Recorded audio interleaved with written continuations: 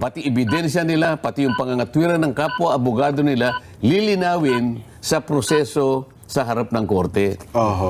Dito sa Quadcom, Jen, kahit kailan, dito nakita, kaya maaaring yung sinasabi mo kanina, naisaan sila ni Pangulo eh. Alam mo kung bakit? Bakit po? Dito lumitaw ang lahat ng kakulangan tungkol sa due process. Lahat po ngayon ay nakita kung anong pamamaraan na ginawa nila. Ang Quadcom, hindi siya investigasyon sa akin eh. Doon sa nakita kong paraan ng pagtatanong nila. Okay, opo. Hindi na investigation eh. Ang aking description, inquisition eh. Alam mo kung bakit?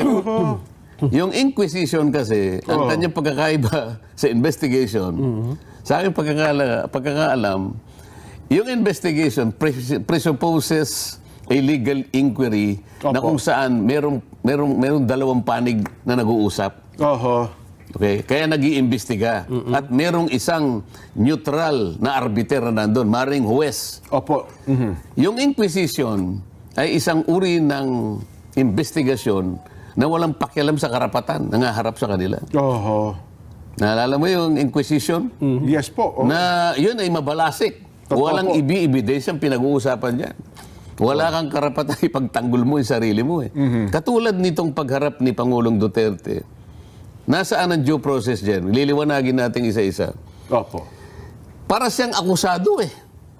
Kaya pala kung nung siya tinanong, sabi ni, may singit ko lang ulit, nung tinatanong siya ng isang miyembro ng Quadcom na parang inquisition tanong niya, tatayo ako dito pagka pinagpatuloy mo yan. Yung pagtatanong mo yan, ay aalis ako dito. Kaya bigla silang binrek at nahalatangan ng Pangulong Duterte, hindi investigation, hindi po in need of legislation, kundi inquisition yung line of questioning sa kanya. Inquisition yun. Prosecutory ang process.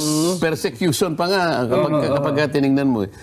Kasi sa tunay na korte, Jen, meron kang sariling abogado magtatanggol sa'yo. Pati yung mga ginamit nilang witnesses na kunwari ang tawag sa kanila resource person. Pero sa nangyari, dahil nakita ko rin talagang lahat ng kinuha nilang testigo o sa resource person, talagang may galit lahat sa dating Pangulo. Nakita mo, meron silang ginamit na affidavit nung Colonel Garma. Meron silang ginamit na affidavit nung isang Las Canas kang Las Canas tsaka si Matubato. Paano papayagan ng korte yun, Jen? Sa tunay na korte, hindi papayagan yun. Bakit? Unang-una, kinakailangan i-present mo muna yung tao sa korte at susumpa siya na siya may gawa nun. Bago mo magamit yun. Bago mo magamit yun, laban dito sa taong inaakusa mo. Paano po kung sworn affidavit nila na panumpaan niya sa harapan ng abogado? Hindi kasi, ihaharap kasi nung kanyang abogado. Pero bago niya mamarkahan na isang ebidensya yun, dadaan ka sa proseso.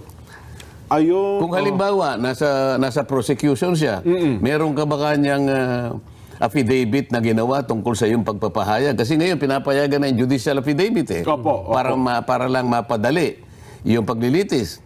Susumpa ka ngayon. Harap ka sa korte. Nasaan ba yung Las Canas? Dumating ba yung Las Canas? Wala po. Pinanumpaan ba niya yung affidavit na ginamit ng isang, ano pangalan? Luistro? Congresswoman Luistro. Abogada siya. Pero sa totoo lang, nakalimutan niya na hindi niya pwedeng gamitin yun. Maling-mali yun eh. Iharap mo muna yun. Lumang affidavit ata yun kung parang sa Senado pag ginamit. Ipalagay na natin. Palagay na natin. Hindi ka nga korte eh. Kasi kung sa korte, yun ang tunay na pag-observe ng due process. Para sa ganon, hindi masurpresa yung kalaban mo eh. Yung abogado ngayon, kung meron ng abogado, tingnan mo, wala kang abogado si Pangulong Duterte. Kung meron siyang abogado at tunay na korte ito, mag-u-object na kagad doon eh. Your Honor, there is no basis. Nasaan po yung Las Canas? Hindi po natin alam kung pirma po niya yan. Yan po Xerox copy po yan. I want to see the original copy or the certified true copy. Aabutin ka ng sari-saring objection bago mo magamit yung affidavit na yan. Kung tunay kang abogado, hindi mo gagawin yun eh. Ngayon, walang abogado na pipigil doon sapagkat hindi binigyan ng abogado si Pangulong Duterte. Ang tanging abogado, sanabi sa kanya, your only role is to give advice